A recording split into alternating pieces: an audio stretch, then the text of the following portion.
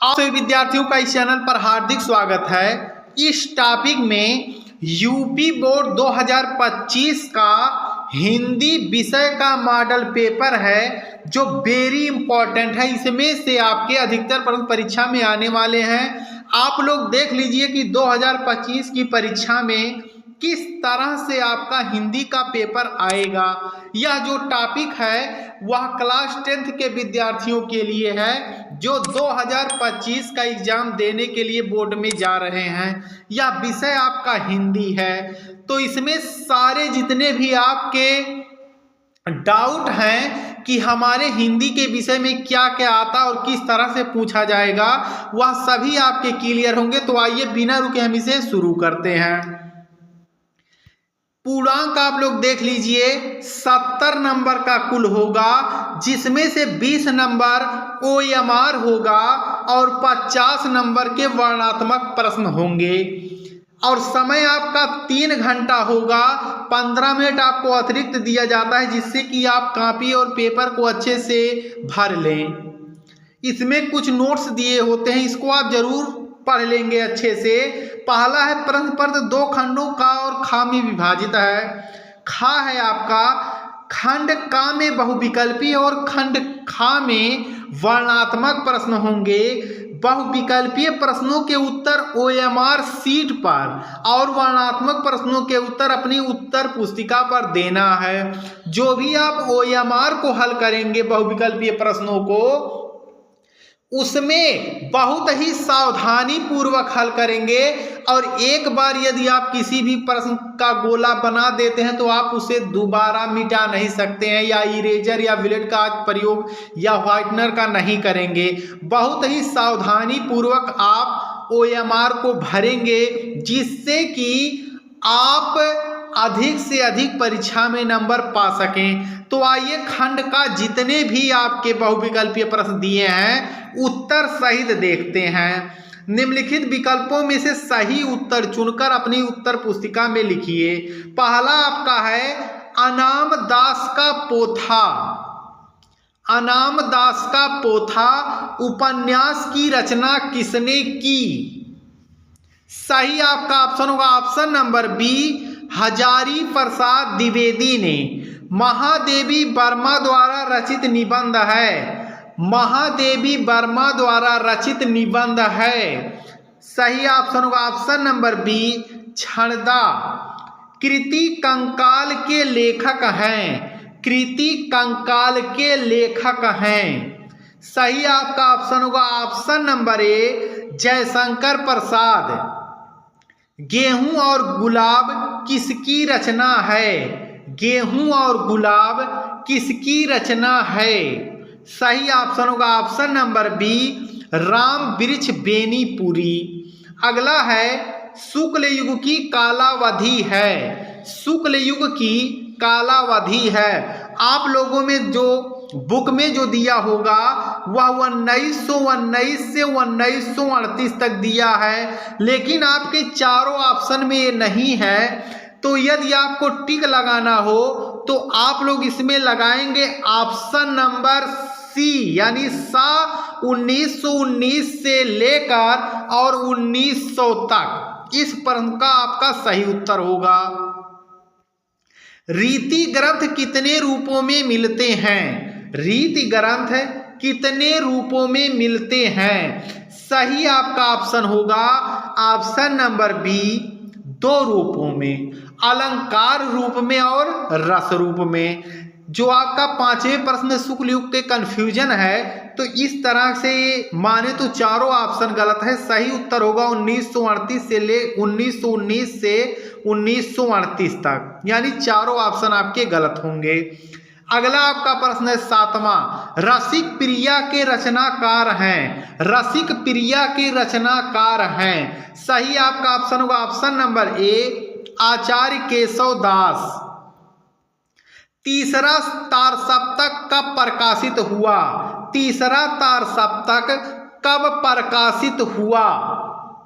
सही आपका ऑप्शन होगा ऑप्शन नंबर बा, 1959 में। और तार सप्तक के जो संस्थापक हैं जो उनका नाम है अज्ञेय। जिन्हें हम लोग सच्चिदानंद हीरानंद वात्सायन के नाम से जानते हैं। अगला प्रश्न है रसिक प्रिया के रचनाकार, इसके पहले भी यह प्रश्न था, आचार्य केशव दास। रीति मुक्त काव्यधारा के दो कवियों के नाम लिखिए। रीति मुक्त काव्यधारा के दो कवियों के नाम। सही ऑप्शन होगा ऑप्शन नंबर सा, आ और बा दोनों, यानी घनानंद और बोधा ठाकुर दोनों हैं। अगला आपका प्रश्न है, हे जीवितेश उठो उठो यह नींद कैसी घोर है क्या तुम्हारे योग यह तो भूमि सेज कठोर है। इसमें आपको रस बताना है। सही आपका ऑप्शन होगा ऑप्शन नंबर सा, वीर रस। जिनके आगे ठहर सके जंगी ना जहाजी, है ये वही प्रसिद्ध छत्रपति भू शिवाजी। इसमें आपको बताना है कौन सा छंद है। सही ऑप्शन होगा ऑप्शन नंबर आ, रोला छंद का प्रयोग किया गया है। वह सरल बिरल काली रेखा तमके आगी सी, जो हिल डुल में कौन सा अलंकार है। सही आपका ऑप्शन होगा ऑप्शन नंबर दा, यमक अलंकार। अपार शब्द में प्रयुक्त उपसर्ग है। अपार शब्द में प्रयुक्त उपसर्ग है। सही ऑप्शन होगा ऑप्शन नंबर बा, आ उत्तर सही होगा। घबराहट में प्रत्यय है, घबराहट। सही ऑप्शन होगा ऑप्शन नंबर आ, हट। काज शब्द का तत्सम रूप है। काज शब्द का तत्सम रूप है। सही ऑप्शन होगा ऑप्शन नंबर ए, कार्य। रागी शब्द का तद्भव रूप है। रागी शब्द का तद्भव रूप है। सही ऑप्शन होगा ऑप्शन नंबर आ, रानी। मते रूप है मति शब्द का। मते रूप है मति शब्द का। सही आपका ऑप्शन होगा ऑप्शन नंबर आ, षष्टमी विभक्ति एक वचन। निरुपसर्ग कौन से शब्द प्रयुक्त हुआ है। निरुपसर्ग कौन से शब्द प्रयुक्त हुआ है। इनमें से चारों में से बताना। सही ऑप्शन होगा ऑप्शन नंबर बा, निर्वाह।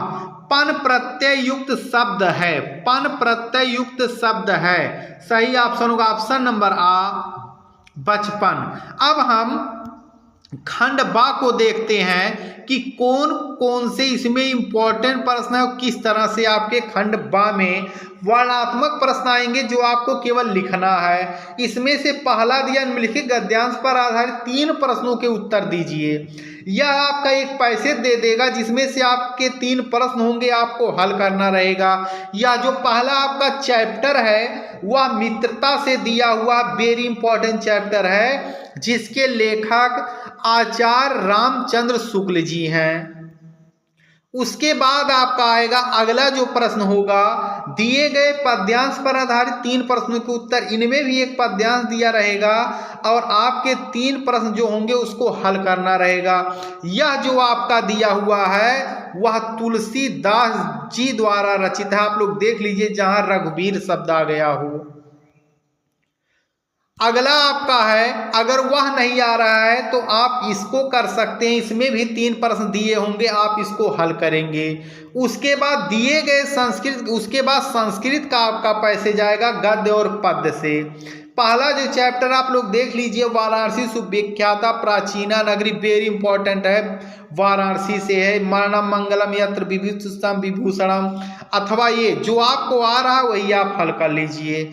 उसके बाद अगला प्रश्न है, दिए गए लेखकों में से किसी एक का जीवन परिचय लिखते हुए उसकी प्रमुख रचना का उल्लेख कीजिए। आप लोग एक चीज ध्यान रखिए, जब भी जीवन परिचय लिखेंगे तो उसमें एक ही रचना का नाम, जब आप जीवन परिचय कंप्लीट कर लेंगे अगली हेडिंग डालेंगे रचना, उसमें से केवल आपको एक लिखना है, आचार्य रामचंद्र शुक्ल, जयशंकर प्रसाद या डॉक्टर राजेंद्र प्रसाद। अगला है खा में दिए गए कवियों में से किसी एक का जीवन परिचय देते हुए उनकी एक प्रमुख रचना का नाम। रस खान, सूरदास, राम नरेश त्रिपाठी, वेरी इंपॉर्टेंट है।